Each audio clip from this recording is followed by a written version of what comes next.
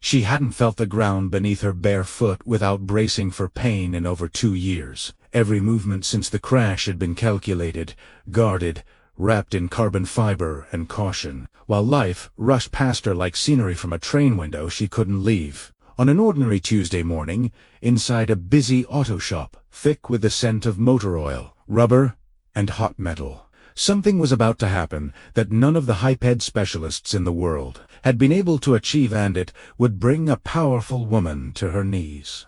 If you believe that real kindness often shows up in the most unexpected places, that ordinary people can change lives in ways money never can, please hit that like button right now. Share this video with someone who needs a reminder that hope still exists. Comment where you're watching from, and subscribe to Kindness Stories Global. Your support keeps these true stories reaching the people who need them most. Her name was Sophia Ellington, 16 years old, once the fastest forward on her high school soccer team, the kind of player coaches called fearless.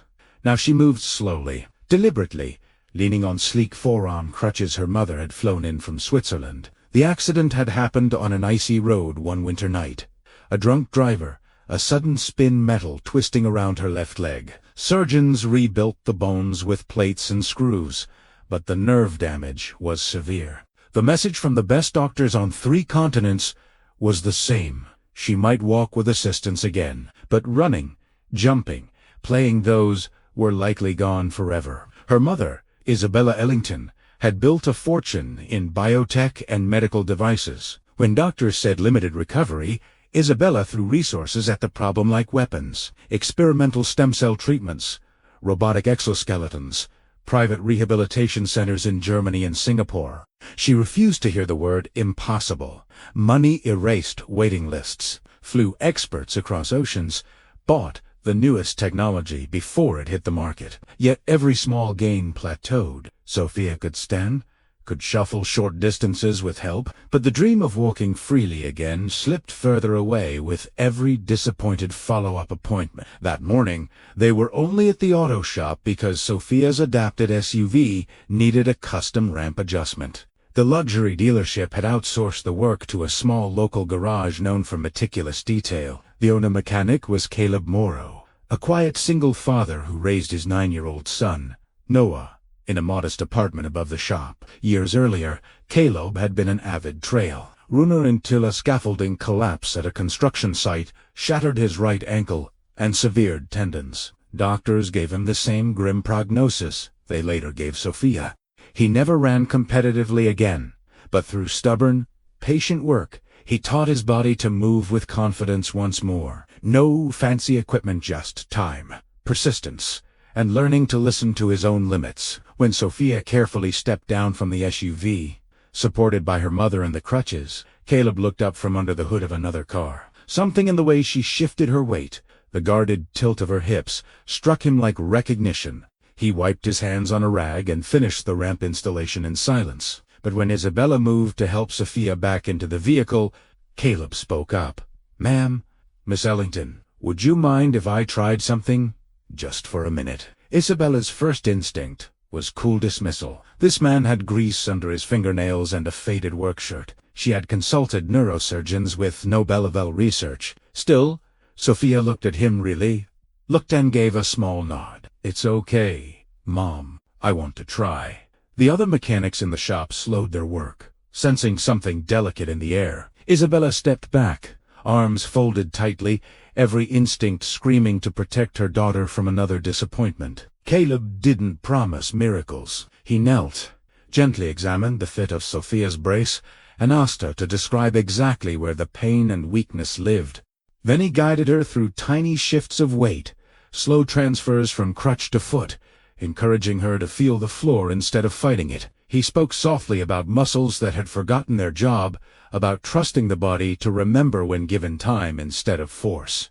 Minutes stretched. Sophia's breathing deepened, her shoulders dropped, and then her left foot pressed fully into the concrete, bearing weight it hadn't held alone in years.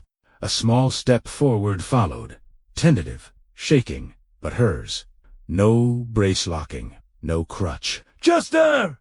Isabella's hand flew to her mouth. Tears filled her eyes so fast the shop blurred. She sank slowly onto a nearby stool, watching her daughter take 3, then 4 unaided steps across the oil-stained floor. The mechanics stood frozen, tools forgotten. No one cheered. The moment felt too sacred for noise.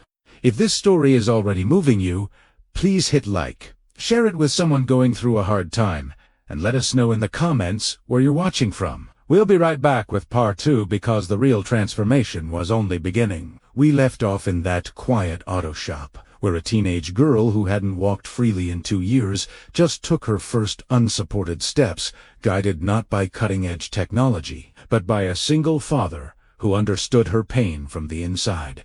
Over the next weeks, Sophia came back to the garage almost every afternoon after school, not for expensive therapy sessions, but for quiet, steady practice among the smell of engines and the background clank of tools.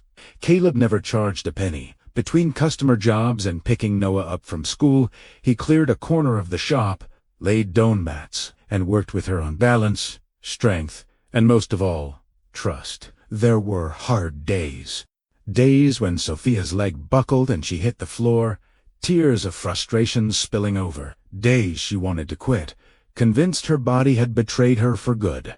Caleb never pushed. He'd simply sit beside her, share a bottle of water, and tell her about the months after his own accident. How he cried in his truck some nights, how he almost gave up, how getting back up anyway was the only thing that worked. Isabella watched from the sidelines at first, still unsure. But slowly she began staying longer, bringing coffee for the other mechanics, asking questions instead of giving orders. She saw something she hadn't witnessed in any pristine rehab facility. Her daughter laughing through exhaustion, high-fiving Noah when he cheered her on, refusing to leave until she'd mastered one more step. Isabella realized that all her money had bought speed and comfort, but it had also shielded them both from the raw patience healing actually required.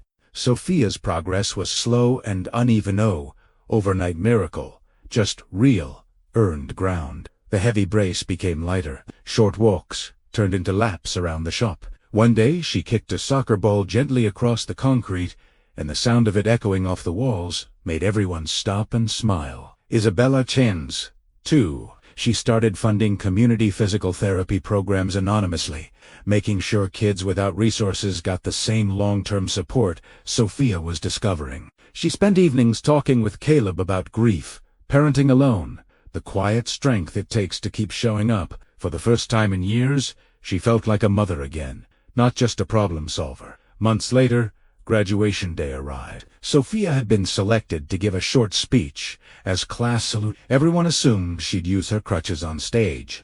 But when her name was called, she stood up from a chair in the front row, smoothed her gown, and walked slowly, steadily, completely unaided across the auditorium stage to the podium. The audience rose in a standing ovation before she even reached the microphone. In the back row, Caleb stood with Noah on his shoulders, clapping until his palms stung, eyes shining. Isabella sat in the family section, tears streaming freely down her face, not the heavy tears of loss anymore, but the light ones of overwhelming gratitude. Sophia's journey didn't erase the scars or bring back every dream she'd lost that night on the icy road, but it gave her something deeper, belief in her own strength, and faith that kindness can come from the most unexpected places. A greasy auto shop, a single dad with calloused hands, and a patient heart.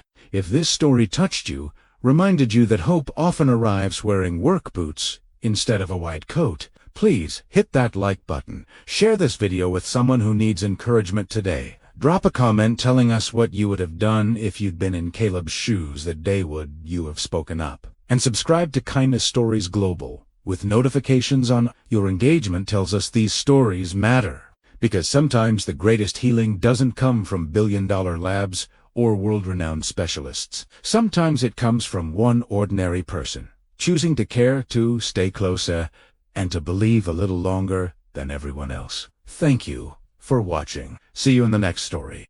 Years have passed since that graduation day, but the ripples from one quiet act of kindness in a small auto shop are still spreading. Sophia is 22 now. She's back on the soccer field, not as a star player chasing college scholarships, but as an assistant coach for a youth team made up of kids who face their own battles, injuries, illnesses, tough family situations.